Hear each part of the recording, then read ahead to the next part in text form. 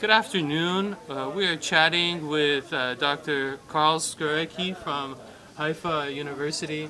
Welcome, doctor. Thank you for coming to Los Angeles, Southern California to chat with us. I understand you have spent a good number of years researching a kidney disease that afflicts primarily folks from the African American community. Can you tell me a little bit about how that came about, your research about this kidney disease, and what is developed from that research? Well, thank you for your interest. I'm really delighted to be here from Rambam Medical Center in Haifa and be able to tell about our research in kidney disease. I trained in advanced training in medicine in Boston, and the community I served was the Roxbury community, which is a predominantly African American or black community in the Boston area. Most of my patients were from that community.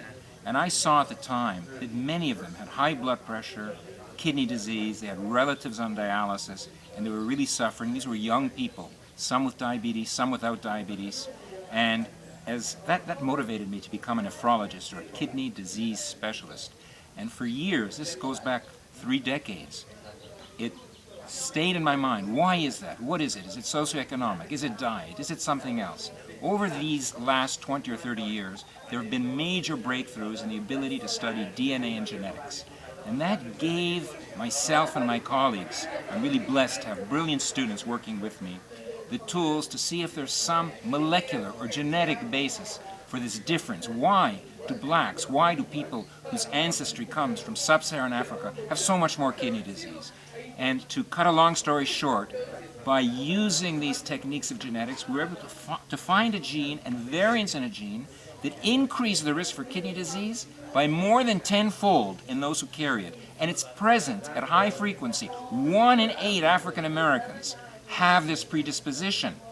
And we now know what this gene, where it is, where it's expressed, and we're really intensely working right now on finding a way to block the damaging effect of this gene on kidney function and prevent up to 50% of kidney disease in African Americans, dialysis, the need for dialysis, stroke, and high blood pressure. It's one of the most exciting projects that I've been involved in my many years in medicine, medical research, especially as a kidney specialist.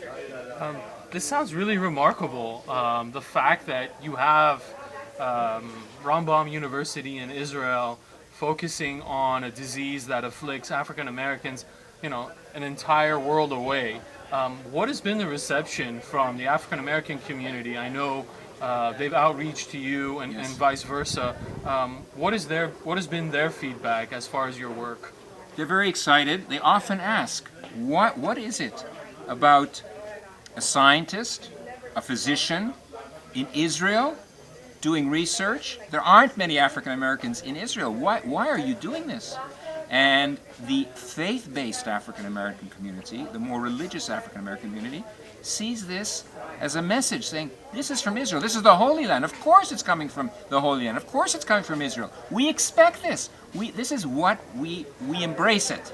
Sometimes there are questions, but once I explain where it comes from, where I'm coming from, that it's a universal message, we are sanctifying life of all people, then it's warmly embraced, accepted. There's a lot of excitement. We have very well-noted celebrities in the African American community who I've now become friendly with because they want to promote this. They want to help members of their community, and it's been very, very exciting.